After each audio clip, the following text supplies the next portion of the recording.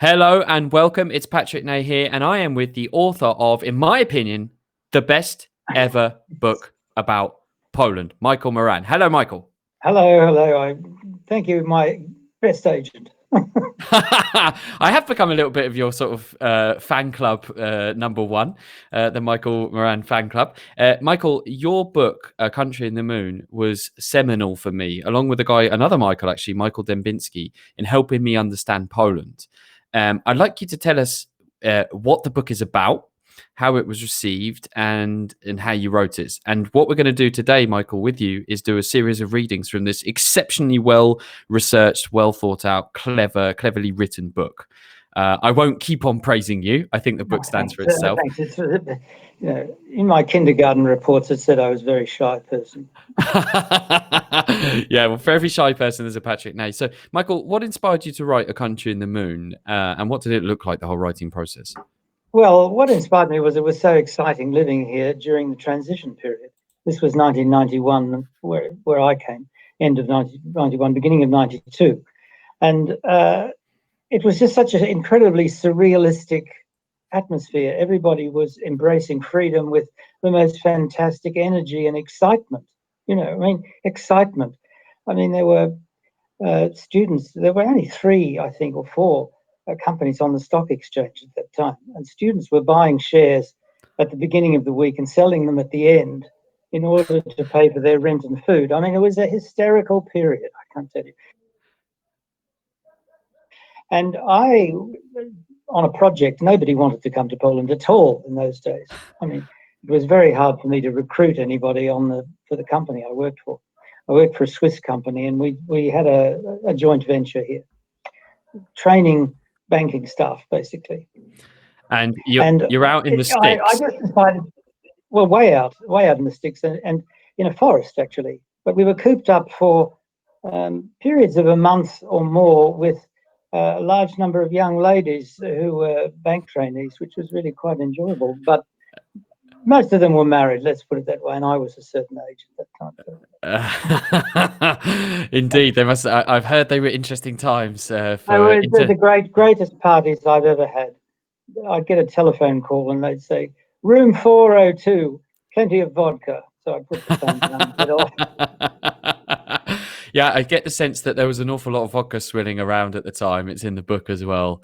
People sort of drinking vodka in the morning. Well, I drank a lot. It sort of insulated me from the realities. Those days were quite difficult in some ways. It was still much the same as before the transition. And in fact, what prompted me to write the book was that nobody had written about the transition period in Poland, in Polish, English, or any other language. And it's much the same now. I don't know of any books about that extraordinary period in Poland.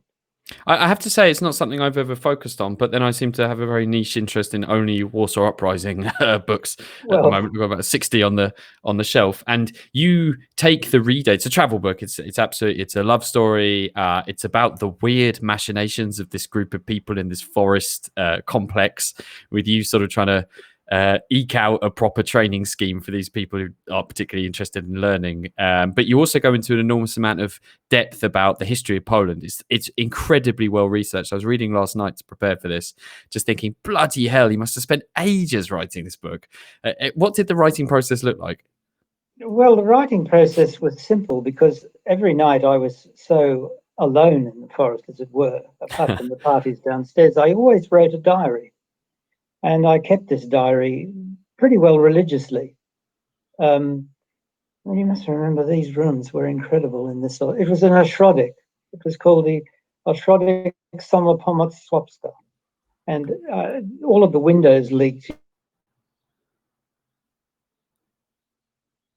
Michael's... and I had the financial keep out the freezing cold. So there was nothing much else to do except keep this diary. And when I came back from Poland, absolutely nobody was the slightest bit interested in what I'd experienced for years. It took me, I would say, 8 to 10 years. I would say when Poland joined the European Union, there was some interest in what I had experienced. But it took me a long time to persuade people to take this, well, a publisher, to take this book. Write a newspaper article, Michael. Give us a short brief. burst of culture. And I'd say, well, you can't do this. The history of the country is so extraordinary. The other thing was interesting, I think, was the fact I was Australian. And that means I didn't carry with me the baggage of prejudice against the country that most Europeans have and most Americans. They have a filter which I didn't in fact have. And I was just so astounded by this constant battle for freedom, which required so much courage and so much extraordinary sacrifice, not only of lives, but of entire families, which impressed me so deeply, really deeply. Perhaps because Australia was a colonial country and, we all know Poland disappeared from the maps of Europe. It was more than colonized. And we share similar traits, like a type of suspicion of authority, that sort of thing, the ability to take risks. I mean, Napoleon understood that terribly well. If it was a difficult thing, send in the Poles, and they would do it. I admire this as an Australian, because I think Australians have a similar temperament. Do you miss that Poland? I mean, obviously, a long time has passed now. Oh, yes. But it's an aesthetic thing with me. I mean, obviously, life for Poles has improved exponentially. I would say that the country has never been wealthier than it is now in its entire history. From my point of view, as an aesthete, well, I loved looking at the horses in the fields. And I mean, in those days, you only had to go 1 mile outside of Warsaw, and there were horses not only on the roadside being blown off by black Mercedes-Benz roaring past, but in the fields as well. And, this idea of Poland, the word Poland comes from Polen, which means field people. And when I was driving past, often people would rise from the field and look at me, from these flat fields. And I always felt how interesting this is. It's just like I imagined it. It's gone now. Completely. In fact, I was reading a section yesterday in the book about you talking about the Wisła and its crucial role in Poland's history, and you would see a cow come down and drink from the Wisła, which is not something I've seen in Warsaw for a while. And of course, you mentioned driving. You're driving around Poland, rallying around, racing around the country in a rather elegant Rolls-Royce, aren't you? In a time when it's I've got a mania for cars, particularly classic cars, and I haven't got the money for it. So I bought it's a pretty cheap Rolls-Royce as the pecking order goes. I mean, one of the cheapest, but it's still that sort of car. And I just thought it would be a great adventure to bring it to Poland in the early 90s. And people said, you're absolutely mad. The Russians will kidnap you. There are people with Kalashnikovs there. You're going to get a Kalashnikov for $25, They'll stop you. The car will be hijacked, all that sort of stuff. And that didn't bother me. I was just excited with the whole idea of it. And when I brought the car here, it was so wonderful. Thank you for bringing car to Poland, Mike. It's a great thing for us to see such car and all this wonderful thing. And then you meet somebody who has an extraordinary knowledge of classic cars. Like I met one chap on this rally who had an encyclopedic knowledge of the shapes of radiators on Rolls-Royce motor cars from 1906 or something like that. Typically Polish, that is. I'm just putting up the name of the book so you guys can all see it. It's available in English on Amazon.com, I suppose, as well as .co.uk. And unfortunately, the Polish edition, which you can find on Allegro, but is out of print. So maybe we could possibly inspire some entrepreneurial Polish publisher to get that back in print. Unfortunately, we can't. So, Michael, maybe let's do the first reading then. You've picked, I think, 4 or 5 pieces of text from the book. The book is called A Country in the Moon. It is, in my opinion, the best primer and introduction to the country of Poland. It gives you, it's just so easy to read. And I just want to, before Michael begins, I want to tell you a little anecdote. I picked up the book, I guess, around about 2010 9, 10-ish. I can't quite remember. And I wrote to Michael. Actually, I think I was telling him that I wanted to write a book about walking up and down the Wisła, which I didn't quite do, but I did walk around the Mazura region with a backpack for 2 weeks, which I don't recommend because it's not walking country.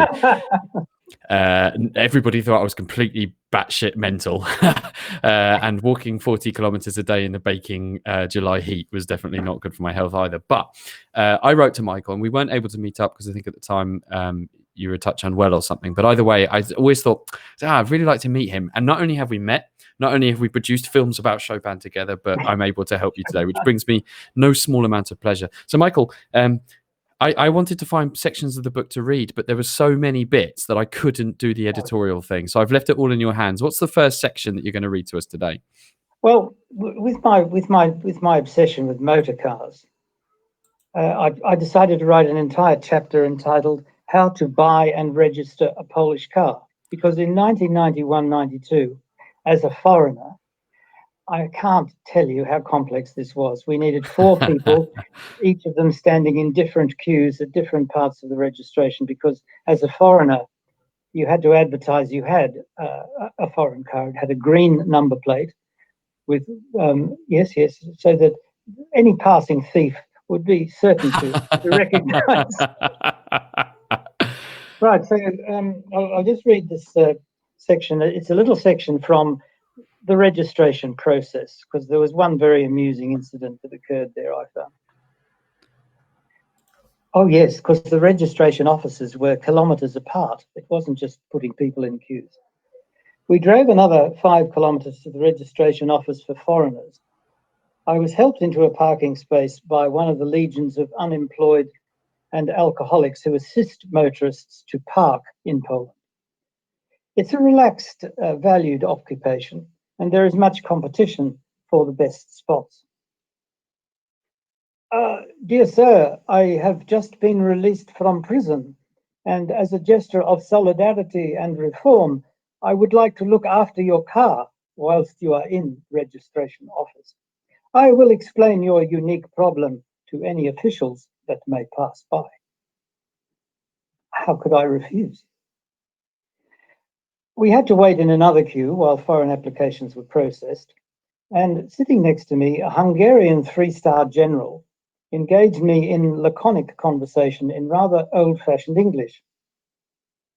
I see you are a foreigner, old fruit. What are you registering in this nightmare, my good friend? A car, an FSO 125P, a Duża Fiat. It's rather difficult. I had already begun to sigh in Polish and looked crestfallen at the floor. Ha! You are more than lucky. Just a car. Why? I am registering a tank. A tank? Do you have to register tanks? Sure. That will give the bastard some problems. He laughed uproariously and proceeded into the inner sanctum. An hour passed before he emerged triumphant. They want me to put stoplights and direction indicators on the bloody thing.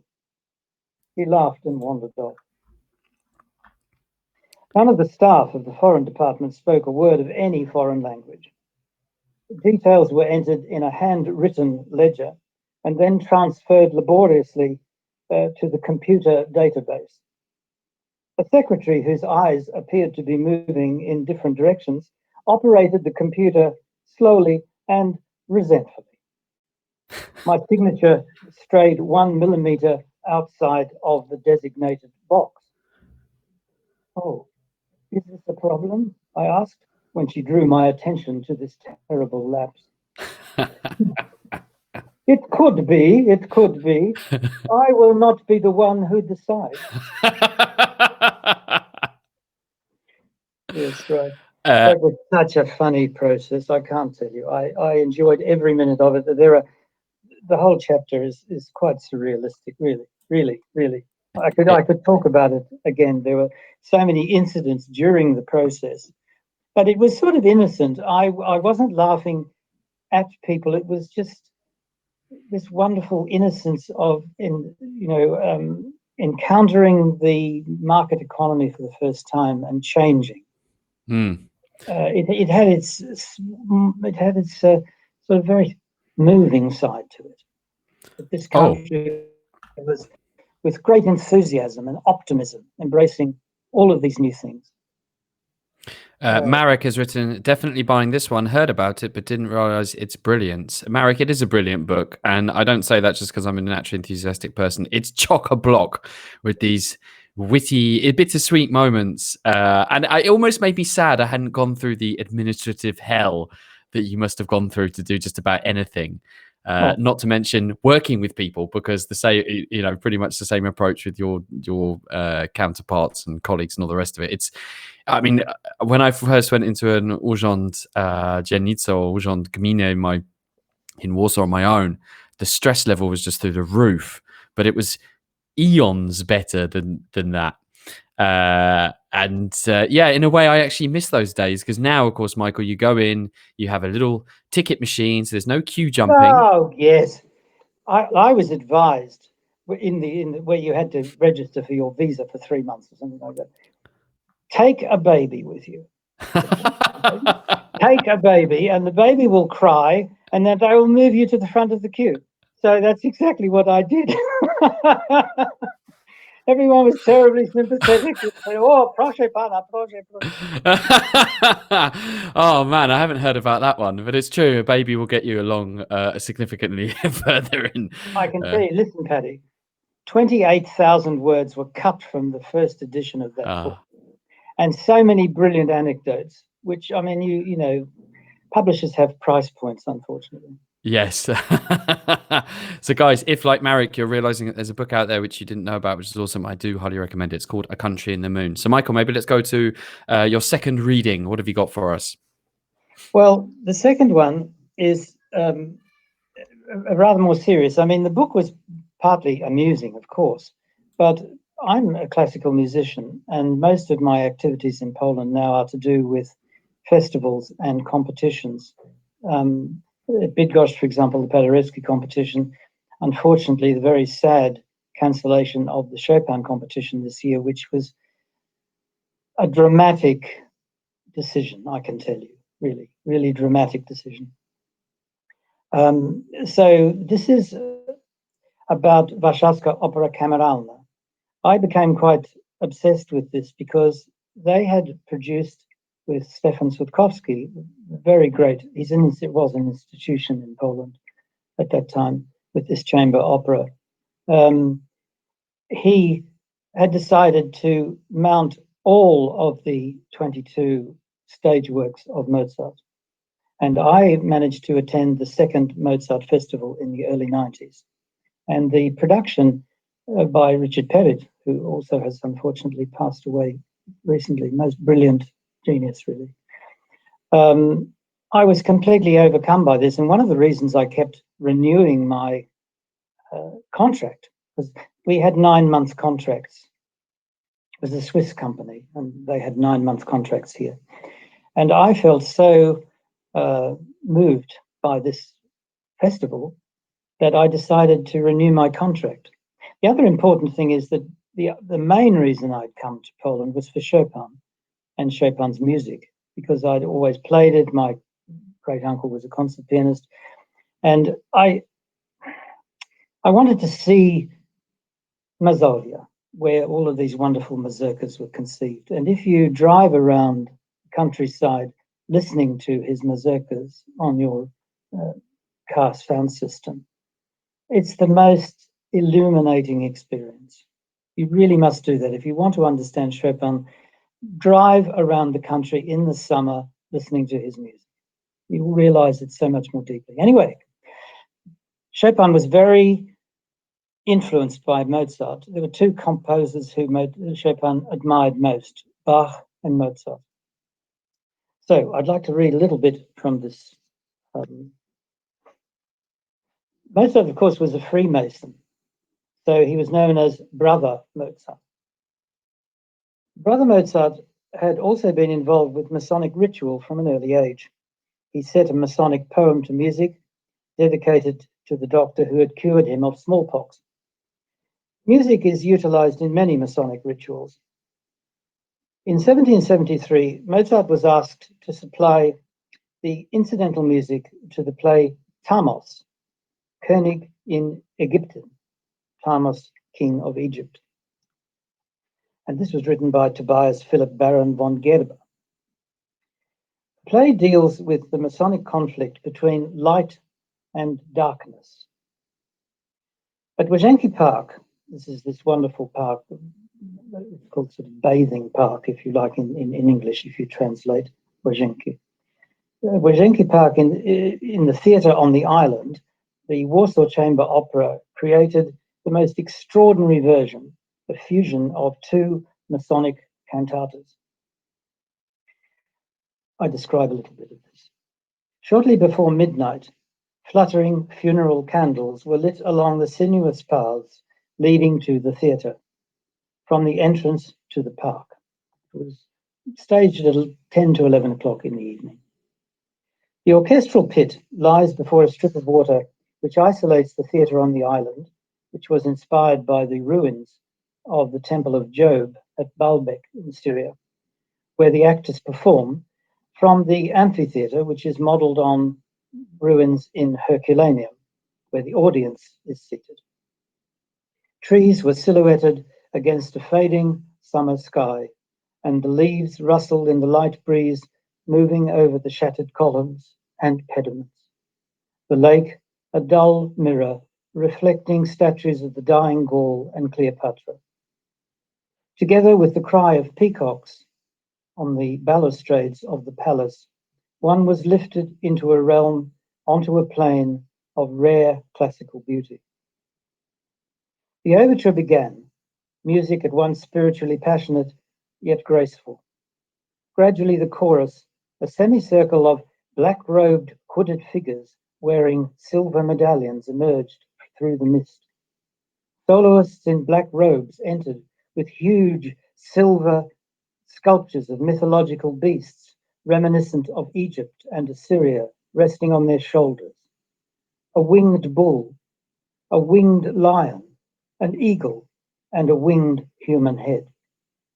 Behind them, a sculpture had been assembled from cannons, the skeletons of horses, scythes, drums, and the tattered banners of war. A dense moral argument unfolded, with the chorus carrying splendidly grotesque banners of the 7 deadly sins. A cauldron of flame was lit at the center of the stage, and the winged lion crouching behind it intoned in a mysterious tongue. A mime lit a trough of fire that flashed across the entire width of the theatre, coinciding with an explosion of cannon which caused the sculpture of war to revolve. The darkness, the ancient ruins, the wind in the trees, the panicked wood pigeons, and the harsh cry of peacocks lifted this setting of the Mozart Masonic liturgy into a theatrical and spiritual level, which was really quite extraordinary. I was always overwhelmed by Thamos in the Wajenki Park. It was one of the greatest theatrical experiences of my life, really. Beautiful, beautiful piece, Michael. We've had a question from Kashka. Why did you choose the title of the book? Because it was a statement made by the great English statesman Edmund Burke after the first partition of Poland, when hardly any European countries protested against this. And he said in Parliament, "For us, Poland is a country in the moon." That preposition "in" indicates an 18th century context. Not on the moon, but in the moon. There's just a slight difference, I think. It's amazing how everything changes. As anyone who said in Polish, "Jestem na pociągu," I've said that more than once. I am on the train. You'll be aware of how it's slightly strange that is when you feel it. Michael, maybe I can ask about that attitude, which one sees repeated often from Western politicians, Western decision makers about Poland. Yes. Not really counting all that much. Poland is now the 8th largest economy in the European Union. Not many Poles even are aware of that fact. I think the 22nd, perhaps, largest economy in the world. From an economic point of view, as you've said already, things are better than they've ever been. I mean, it's without a shadow of a doubt on everything.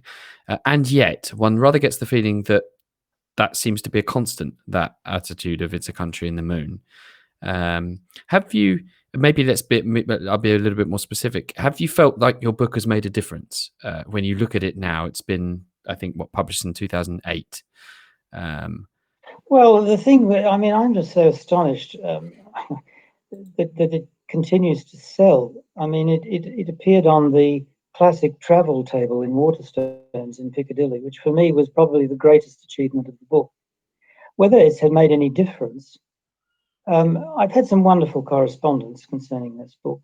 And I think the most moving one I received was from a lady who wrote, "Thank you for writing this book. You have made me fall in love with my country again." You can't have anything better than that, can you, really, as a writer? Guys, I want you to understand that one of the reasons why I fell in love with Poland, which is something that I talk about a lot, is because of Michael. Marcin, he is awesome. We should all be grateful that someone from far away fell in love with us and decided to tell our story about those challenging times through his lenses. Thank you, sir. Yeah, Martin. Well, the point is that there are a lot of young people. Now, I mean, you feel so ancient. The years pass. There are young people now who everything I described, they've never experienced. They don't really know what modern Poland has achieved. I mean, you know yourself, Paddy, the very existence of Warsaw is a miracle. It's like no other city in Europe. When you wander the streets, the memorials are not to Michelangelo lived here, Leonardo painted here. They're all to do with rather depressing reverse sides of the human coin. People, flamethrowers here, torched patients in the hospital, that sort of thing. I think it's a very remarkable city. It's not a city that you fall in love with, except perhaps in the summer. Aesthetically, it's extremely beautiful. But during those long winter months, when it used to snow, it was better. Climate change means it doesn't snow here very much.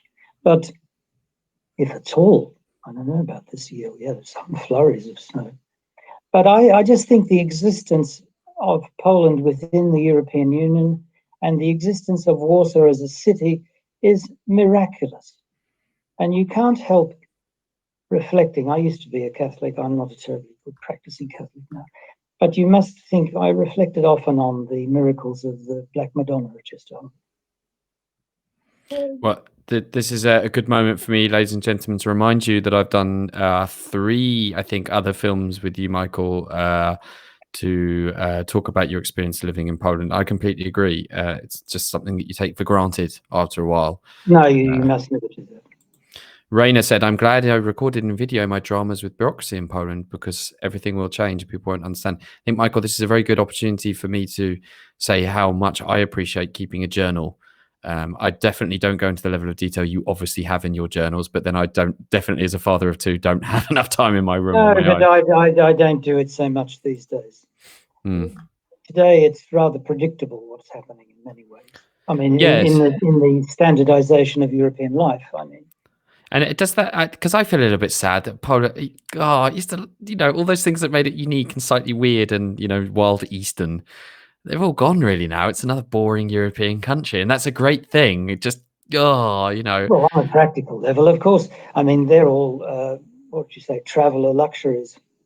I mean, all countries have developed in this way, but, I would like more sense of preservation of the past here. I see too many ruined, magnificent mansions that will never be rebuilt.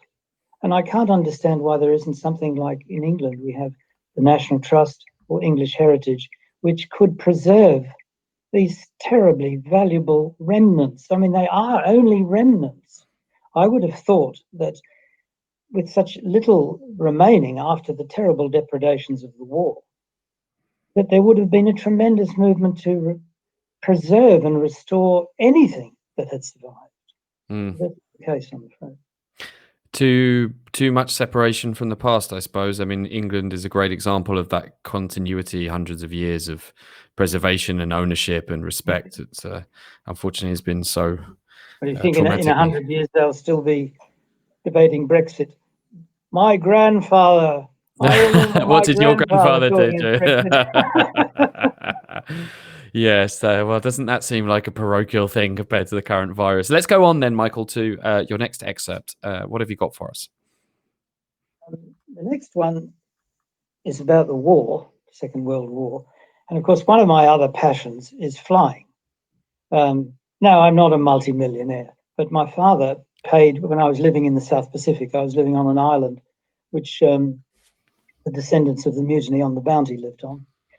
And I learned to fly a Cessna 175, which is a very modest aeroplane, but it galvanized my interest in aircraft. So I was very interested in the Squadron 303, or the Kosciuszko Squadron, which was absolutely magnificent in their spirit, valiance, reaction time, and not caring about authority. It gave the RAF great headaches training these pilots. They often broke radio silence. You know, when you're driving in Poland, you're driving a car, you understand why the Spitfire pilots and Hurricane pilots flew the way they did, because you leave a small space between you and the car in front, an English space, shall we say, safe space. Boom! In goes a Polish car. This is exactly what they did when fighting, because there were sort of rules of engagement that you didn't start firing because there's a limited amount of ammunition. The English gave them rules of engagement, and always a Polish pilot would come in between the Englishman and the Messerschmitt, if you like, and shoot them down. So many, of course, that people didn't really believe the figures. So I'm going to read a little bit about the influence of Polish airmen. Polish pilots were embedded in British squadrons, so learning some English was vital.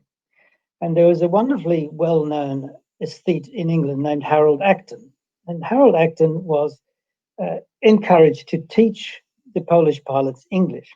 But of course, as he was an aesthete, he decided to dress as a Chinese mandarin, complete with pigtail. What this effect was on Polish pilots, I have no idea at all. Anyway, radio directions were frustratingly practiced on bicycles, wobbling in formation across airfields. In fact, there's a wonderful film made about the training of the Czech Air Force called Dark Blue World. And they dramatize all this. I've never actually seen a Polish, well, maybe I have. Not a film, but it was a musical, I think, called Piloci, where the pilots trained on bicycles. Eventually, the terrible losses suffered by Fighter Command forced the RAF to establish 2 dedicated fighter squadrons, later expanded to 8, of the Polish Air Force, the most distinguished being Squadron 303. In the first week of combat, the brilliant score of 40 kills by this squadron was simply not believed until they were observed in person. "My God, they are doing it!" exclaimed Group Captain Stanley Vincent, as their Hurricanes dived almost vertically on German bombers with near suicidal impetus. But they were fighting their own patriotic war with completely different motivations to the English. The individuality and perversity of the nation were in the ascendant. The Poles had simply transferred to the air the elan and tactics of their famed cavalry. The terrified enemy bombers scattered in confusion like so many billiard balls to be picked off at will.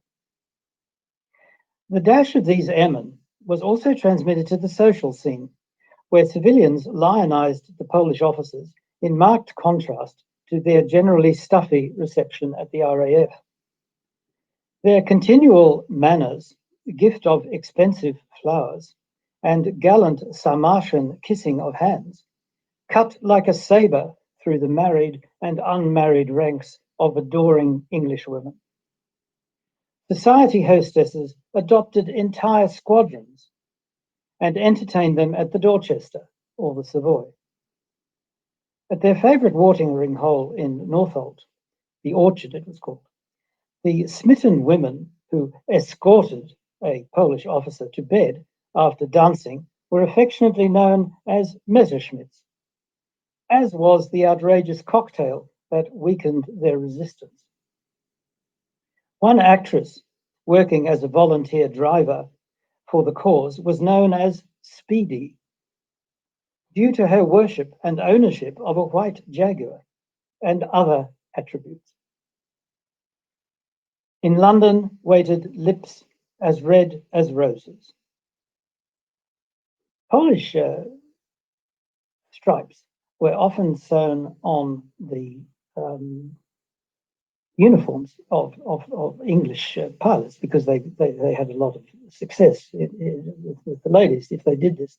So they would sew Polish flashes on their uniform and say such things as, "I am Polish, I am very lonely," with great success, I believe. On speech day, the headmistress of a girls' school warned her charges, "And remember, girls, keep away from gin and Polish airmen."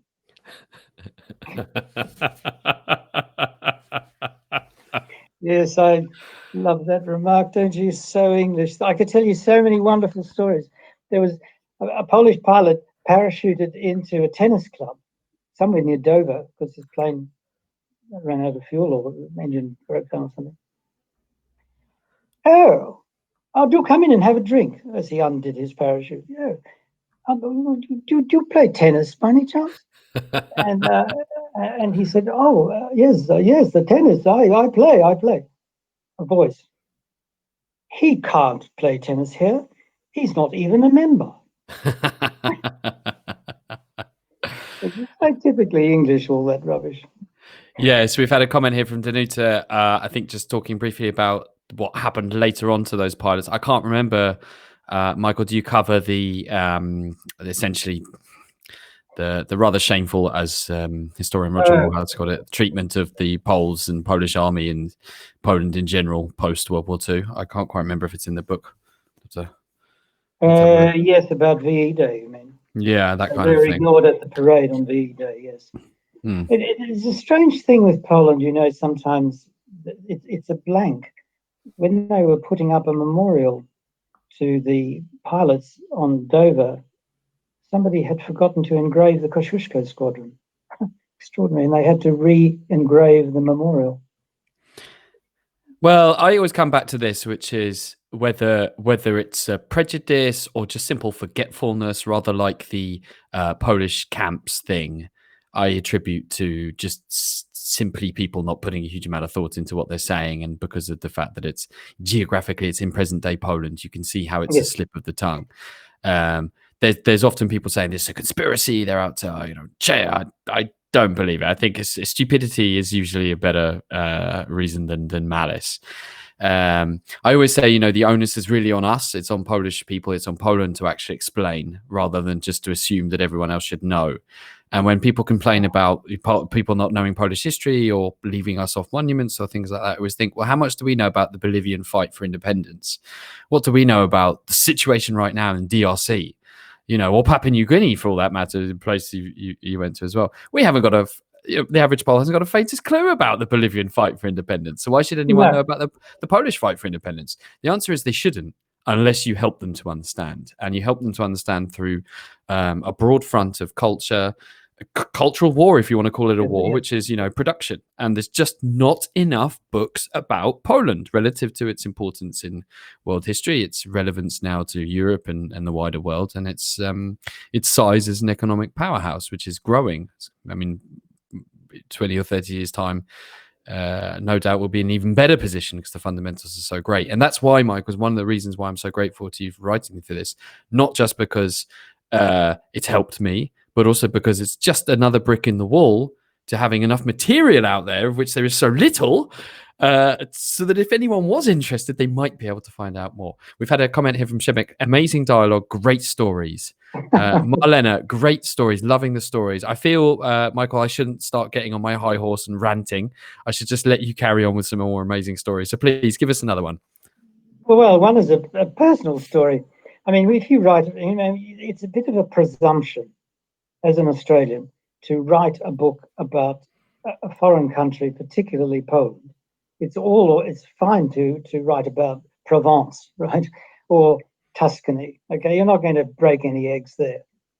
About Poland, I mean, Poland. You have to be quite careful. And in fact, I was really stupidly apprehensive after this book was published. I thought, someone's going to shoot me. I'll be shot. And I actually got a quotation for bulletproof glass in the in the apartment that I had bought. I mean, what an idiot. Now, I mean, I leave the door open part of the time. I mean, certainly in the early days, in the early 90s, things disappeared very quickly. If I bought some milk and put it on the floor behind me, if I turned around, it's gone. But that happened. Where we were working was such a hysterical centre. Oshrodek, Somapomat, Swapska. Anyway, the story, the next story I wanted to read for you. Well, I've got to give an introduction to this story, haven't you? Go ahead. We've talked about it. I decided to bring this old Rolls-Royce to Poland because it was such a I had this sense of adventure and spirit, and I thought, oh God, I've got to do something that involves risk and danger. I'm a bit slightly adrenaline. I don't want to jump off cliffs with a bungee line, but so I decided to take part in the first international car rally around Poland since I think it was 1918, and the excitement for this was fantastic. So I prepared the car, and at that time there was a wonderful ferry service from Harwich in England to Hamburg, and you could cut some hundreds of miles off the land journey. That ferry no longer exists, unfortunately. So I put the car on the ferry, and 24-hour ferry, and you take a cabin. It was wonderful, absolutely wonderful. Danish smorgasbord and all the rest.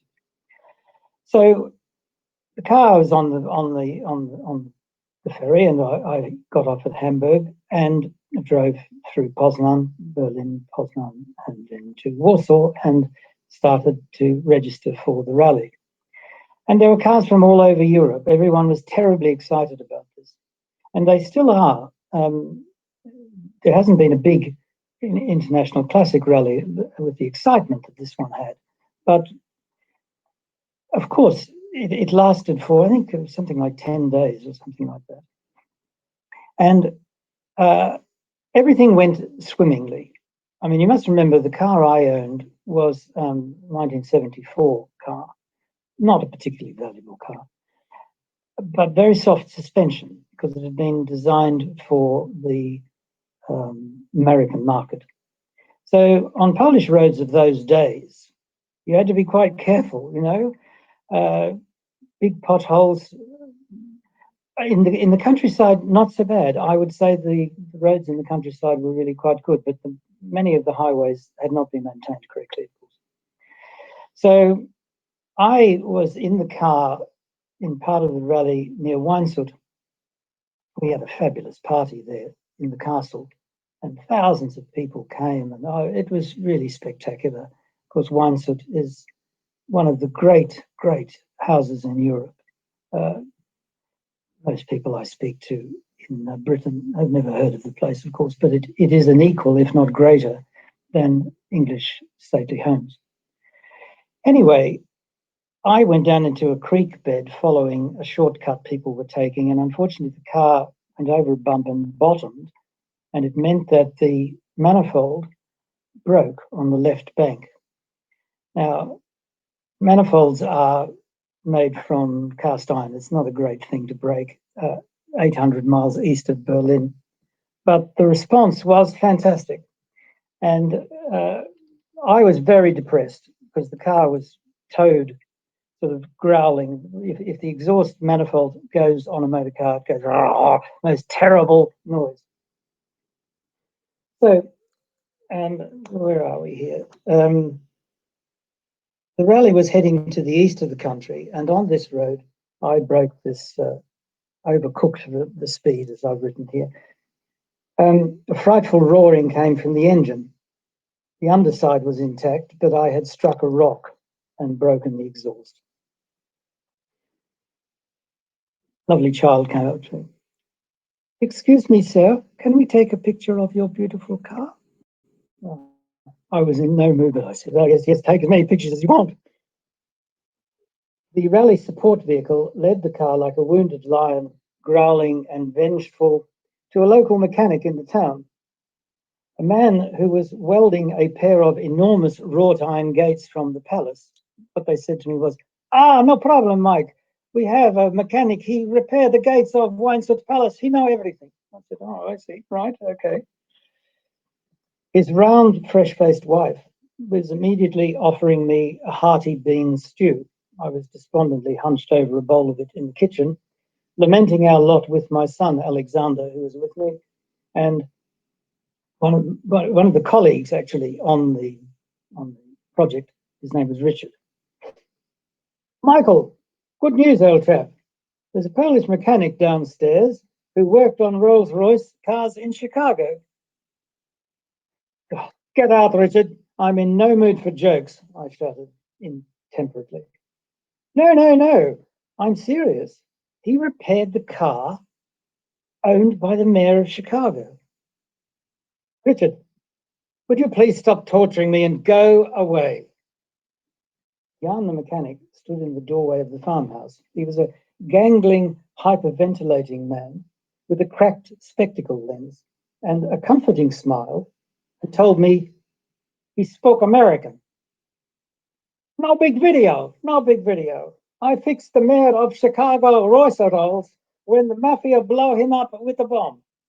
No big deal, this repair. Joseph, he helped me. No big video." The man working on the gates wandered in our direction and silently crawled under the car.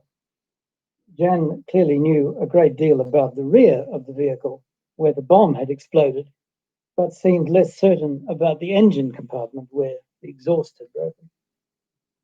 Anyway, it was well out of my hands now. The Poles had taken over. The repair became a question of national pride. Correct tools had to be manufactured.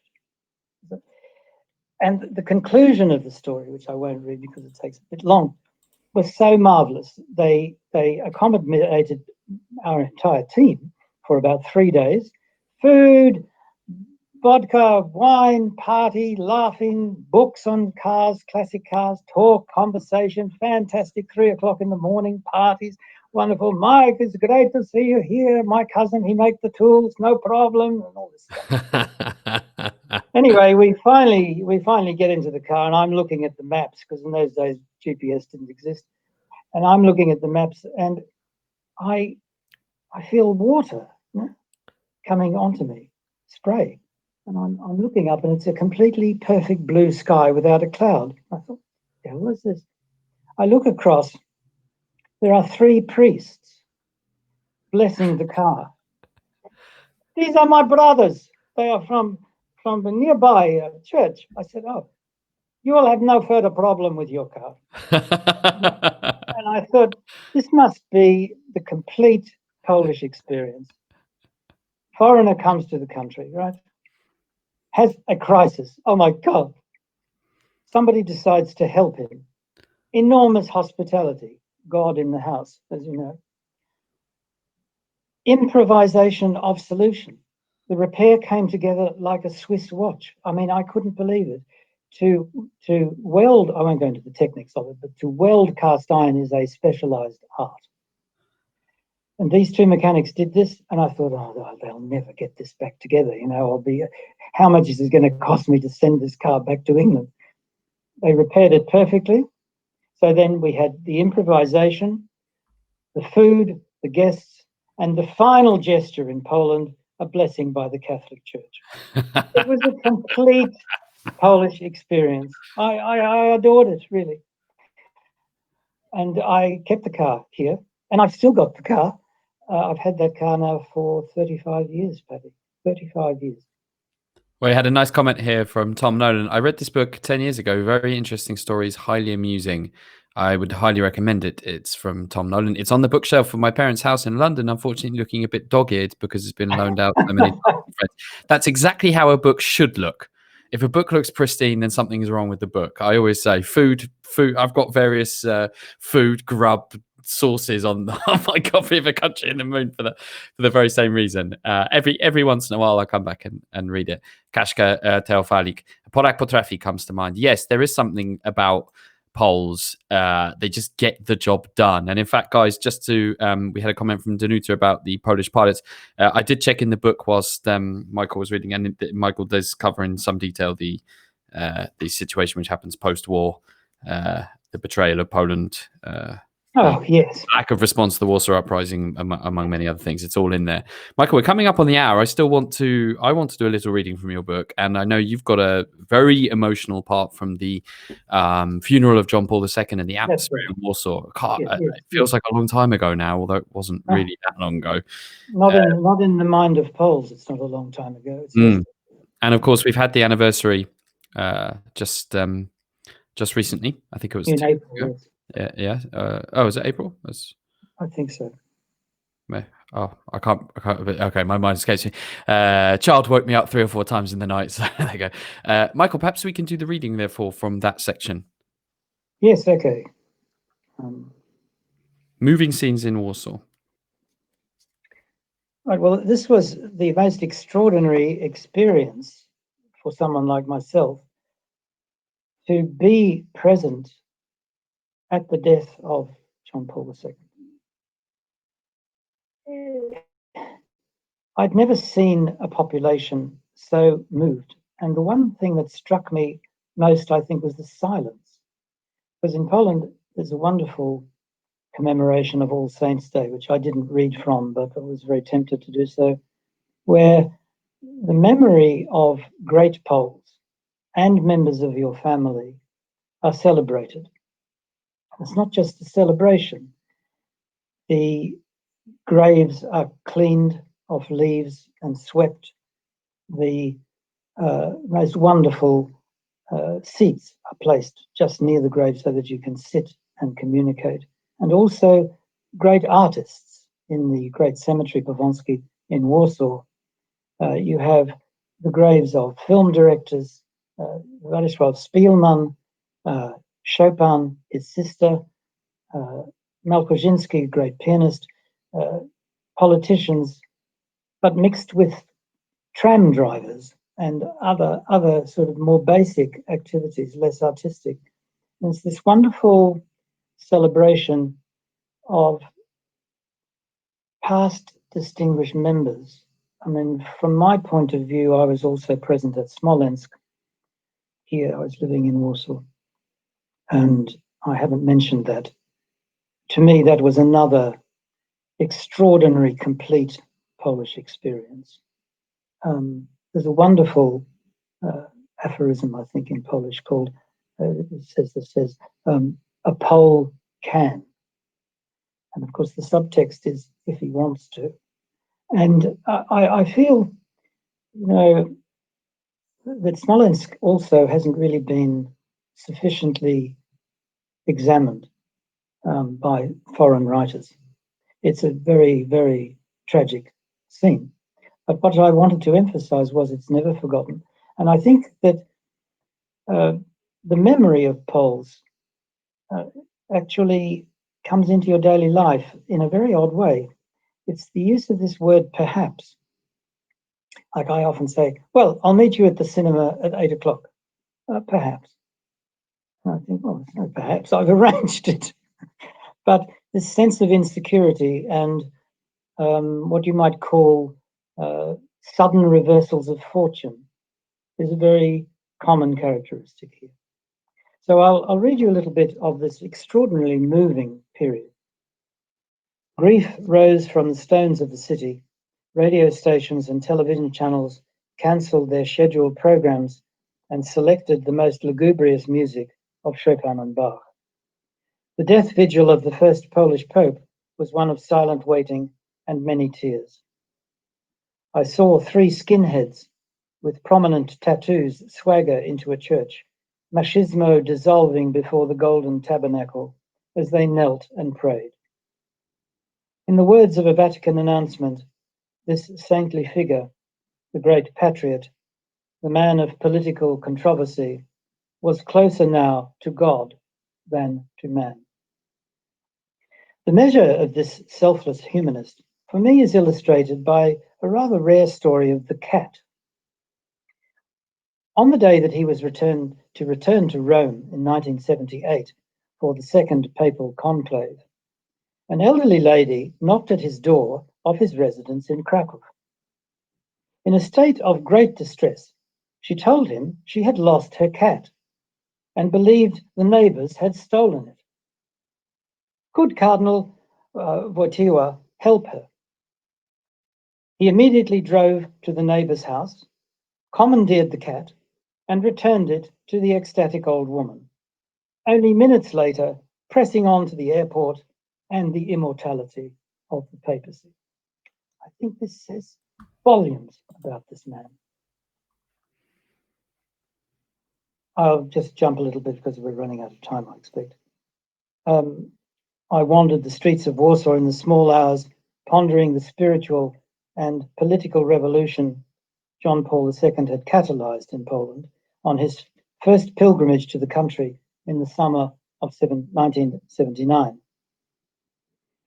It was then he uttered the eloquent biblical phrases, "Be not afraid," and "renew the face of the earth," which were taken deep into the hearts of millions of Poles who joined him in prayer in the open fields outside the city.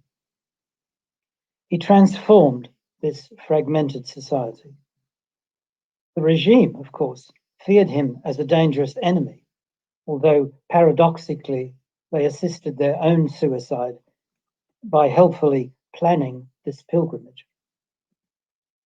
During the celebrations, a miner was asked the use of religion in a communist state, and he succinctly replied, "To praise the Mother of God and to spite those bastards."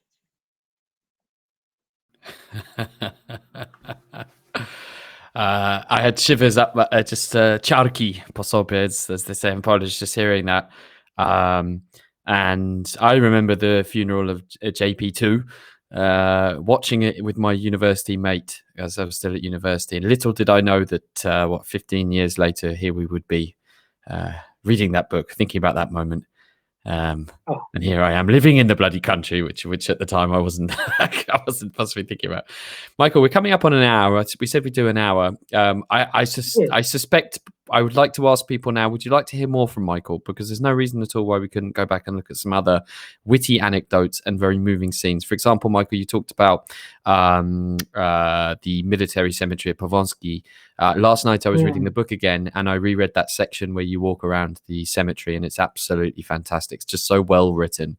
You capture the simple beauty of it all. It's just something that it doesn't matter how many times I'm here in Poland on the 1st of November. As you're championing my cause for Poland, perhaps you could read a little bit of it. Well, actually, I would like to finish with my favorite section of the book, ladies and gentlemen, which, if you've watched my interview with Michael, but maybe next time, Michael, I'll read the book and you can host it.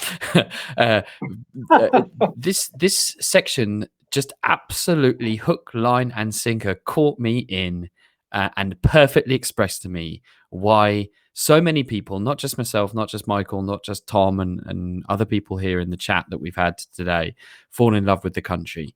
You can talk about nations having unique characteristics, and it's very hard to explain. I mean, what is Britishness this is as eternal a question as what is Polishness. We'll still be discussing it in 50 years' time. But nonetheless, sometimes you have to put your flag in the ground and say, here we stand. And when I read this section, Michael, it just absolutely captured that moment. So it's something you've read out yourself. If you watch the interview I did with Michael, where we profile him, we went for a walk. It's page 20 of the book. So you come in with your, in my opinion, the best part of the book is very early on. That's great. That's how people like to read books. Exactly. Give him some value up ahead. And this is, I think, how we'll close this. Guys, I want you to write in the comments if you are intending to buy A Country in the Moon, or if you have a question for Michael, now would be the time. I'd also like you to give some hearts and some thumbs and some likes. If you're watching on YouTube, you can subscribe to this channel where we do more interesting things. If on Facebook, please share this interview with anyone you think might want to read this book, because it's more than worth it. And hopefully through these few anecdotes, we'll shift a few more copies and shift a few more hearts. Well, I mean, you've got to remember, look, till I tell you a couple of things about publishing. Most of these books, it's still selling very well. I said to you, this is Waterstones, but that doesn't mean I make any money out of it. Yes. Because the way publishing is going, I got an advance for the book. You get this money ahead before the book's published. I still haven't paid off the advance because it's supplied to the bookshops at 75% discount. Otherwise, we'll give you this book, 4 books for the price of 3, and this type of deal. And it means that for each book, I might make 1p perhaps, or 2p in a royalty. So I don't feel this is a commercial sort of operation recommending the book, but as a psychological and spiritual insight to a nation, much underrated. I think it's an important thing to read. Yes, absolutely. And let that be a warning to all future authors dreaming of Harry Potter-like. But it nonetheless is worth doing, and there should be 100 more books like A Country in the Moon. Okay, I'll finish this page 20, and it's a very pithy summary of the Polish national spirit. The English politician Enoch Powell observed that nations, as much as individuals, live largely in their imaginations. British history is an imperial history of many triumphs. That of Poland is a victim history of many heroic failures. The historical shortcomings of the Polish nation have long been obvious. The myths, mistrustfulness, patrician splendor and peasant shabbiness, xenophobia and impulsiveness, the fumbled victories, quote, like a madman being led by the hand of an angel, unquote, as the German author Müller put it. A man who favors the rational, pragmatic, and imperial temperament of the conqueror will not find much to sustain him in Polish history. But the rhapsodic temperament, the lover of charm and hospitality, the brave and reckless in life, the imaginative observer, the advocate of freedom, will surely be satisfied. The lover of horses and horsemen, the patriot who treasures honor and fidelity above all, the romantic who favors the heroic gesture over the consequence, the burning emotion over the achievement, sincerity of intention over regularity of thought. Such as these will mine a rich seam. Whoa, well, I don't know about you, but I have, if you could see my arm, I've got absolute goosebumps, because that is Poland in a nutshell. And that is what fantastic book you get from A Country in the Moon, thanks to Michael Moran. And frankly speaking, Michael, I don't know if you've ever had any dangly, metally bits pinned on your blazer lapel at any point, but I think you deserve a bloody medal for this book. I won half a bottle of champagne at an RAF base once. Well, I think Poland should club around and buy Michael another bottle of champagne. But in the meantime, you can buy the book. And as Michael says, it will help you understand this country. If you've got any questions for Michael, now's the time, ladies and gentlemen. Otherwise, we're going to be drawing to a close. And I'd like to encourage you to look for A Country in the Moon on Amazon.com or .co.uk. And if you're Polish and you prefer to read in Polish, there are out-of-print versions of the book too, which you can find on Allegro. Michael, is there anything else you'd like to say to our Polish and non-Polish viewers now before we finish? Yes, I'm not responsible for the cover of the book. I've never liked it very much. The Polish translation had a wonderful cover, and I liked that very, very much. I think I know why, because your aesthetic purposes, but I quite like it. It's dainty and. Well, let me just get it. I'll just get it. Have a look. If you've got a question for Michael, now's your time. It's really quite a fascinating chap, well worth asking a question of. So feel free to. This was the cover of the Polish book. And that's a painting from? It's a painting done by a cavalry officer who was an amateur painter. And I saw an exhibition of his paintings in Kiev. These are some officers. It's the detail of officers dancing the mazurka. And I much prefer this cover. And it's far more appropriate to the content of the book, dancing the mazurka. Well, that is true. Okay, well, thank you, Michael. I haven't seen any comments or questions, so that means that clearly people have enjoyed themselves so much. Poland in a nutshell. If only we could get rid of our complexes and insecurities, Marlena wrote. Well, since I think that refers to that paragraph of that pithy summary that I read, maybe you could comment on that, Michael. In fact, that was one thing I observed, that there is no need for Poles really to lack self-confidence. And this lacking of self-confidence, sometimes it shows itself as great arrogance, but often it means that they don't have enough confidence to push something forward to its absolute conclusion, which is a great pity because there's absolutely no reason for that. I mean, you think of the famous Polish mathematicians and scientists and computer designers and so on. Yes.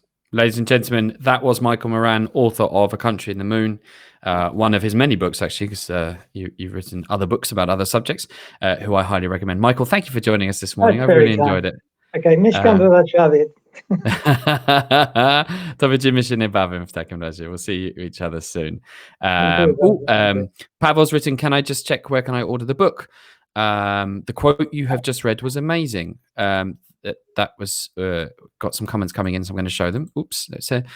So Pavel, you can buy A Country in the Moon on Amazon. You can probably get it elsewhere, no doubt on other websites. So just Google it, Country in the Moon. And Kraj Księżyca, the Polish language version, is available on Allegro in Polish.